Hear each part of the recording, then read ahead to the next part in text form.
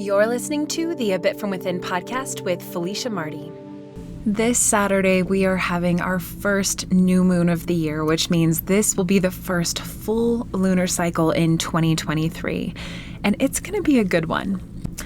The new moon in Aquarius is going to be the first new moon in a while that hasn't had a tinge of eclipse energy or retrograde energy, because we're coming out of a long season of Mars was in retrograde that just went direct now, and now Mercury has been in retrograde, and it is also going direct this week. So by the time we get to Saturday's new moon, there's going to be some finally a feeling of, okay, I'm starting to feel like myself again. I'm starting to have some energy back. I'm starting to feel some momentum forward for maybe the first time in a little while. So what do we do with this energy? Well, we are going to be looking back over the past several weeks. We're going to be thinking about the hopes that we came into this new year with. What are the either goals or intentions or resolutions, the things that came top of mind and have continued to feel true to you? I say that because a lot of times, and you can listen to my past podcast, especially in December, for more of my soapbox on this, but oftentimes we do feel obligated to go for certain kinds of intentions or resolutions. And so I want you to be clear about that as you move into this month, this new moon, that your intentions that you're going to set and the things that you're going to be working on are truly desires of your own heart. They are truly things that you feel in your vibration right now that you want to be going for and working on. So this is going to take a little bit of mental work, and the good news is that Aquarius is one of the best zodiac signs for actually thinking outside the box on things and using powers of creativity and analysis to figure out a really strong and thoughtful way forward. So if you're going to do anything on this new moon, I suggest that you spend a little time brainstorming about the things that you may want to accomplish or shift in your life over the upcoming 4 weeks. So from about January 21st, which is this Saturday, until the next lunar cycle starts, which will be February 20th. So you've got plenty of time during that 4 weeks to let yourself explore. Now, other themes that are very Aquarian that you might think about leaning into right now are your social networks, your ability to integrate technology into your life. So this could be using various online tools to help further your goals. Maybe you're trying to budget better, so you find a really cool money saving app, or maybe you've been having a really hard time keeping your calendar straight. So you try a brand new technology calendar that just fits your needs a little bit more. Aquarius energy is also about socializing and connecting with other people, especially around ideas. So this might be a good time to join a new book group or find an online forum where something specifically that you're working through, you connect with other people going through that same issue. Or of course, just meeting up with the friends and people that you feel like you can talk about anything with. This is a great time for that as well. And honestly, so much of what we're going to talk about today in terms of behavior, of analyzing where we're suffering in our life and finding a new path forward, this is going to be a really good time to do that work, because Aquarius energy has this way of being kind of coolly detached, of instead of getting kind of swept up into the emotion of a problem, if they can kind of maintain their distance and see it through fresh eyes, maybe then there's an easy way to solve it.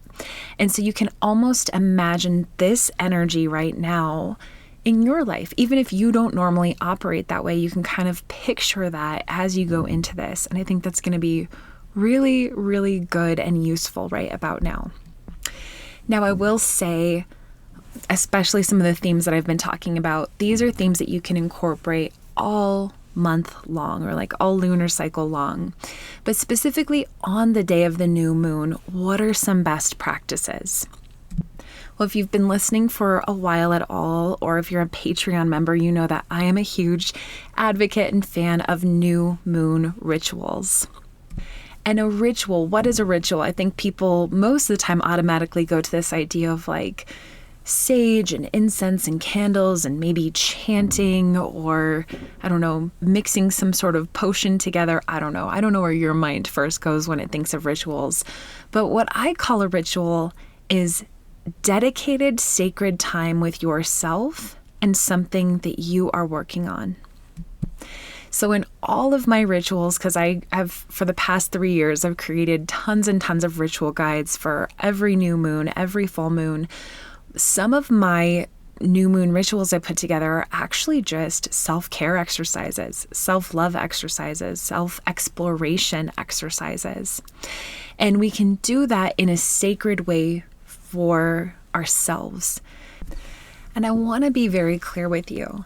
It does not matter if you don't have an hour to spend on this. And so you are on the go, you pull into an empty parking lot somewhere, or maybe it's the grocery store parking lot, you're going to go grocery shopping.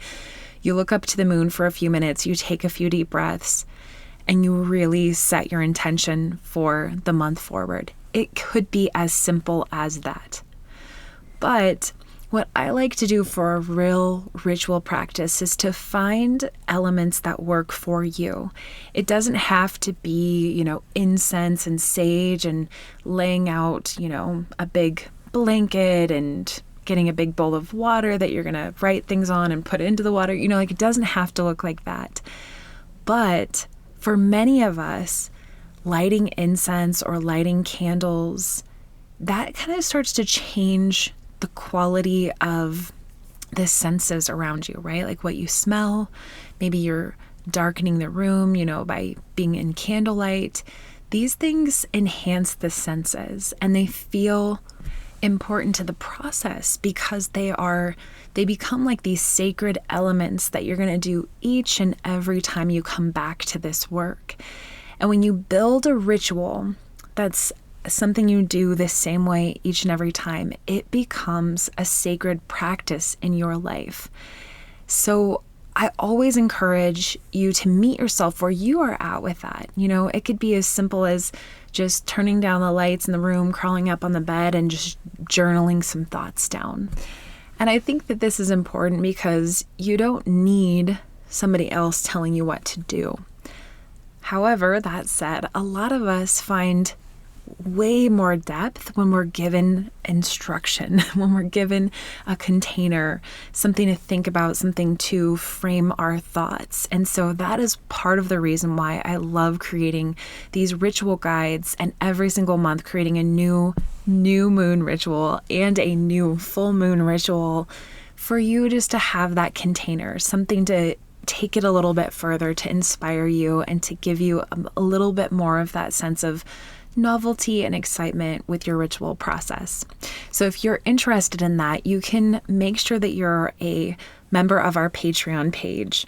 And that is as little as $3 a month. So that will give you ad-free episodes to all of the podcast episodes, as well as that beautiful lunar ritual guide that will give you self-care support information for all month long.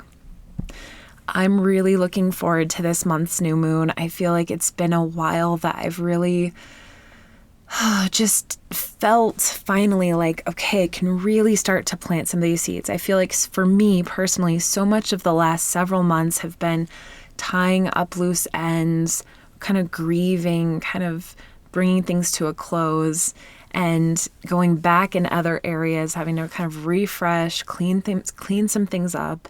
And now I'm feeling ready. I'm feeling a little tired right now. So good thing I have a couple days until that new moon on Saturday. And actually, that brings up a really good point is what does it feel like leading up to the new moon? Because if you're listening to this earlier in the week, we've got a little bit of time, right? And what actually tends to happen is that as we move more and more into the darkness, the more tired you might feel.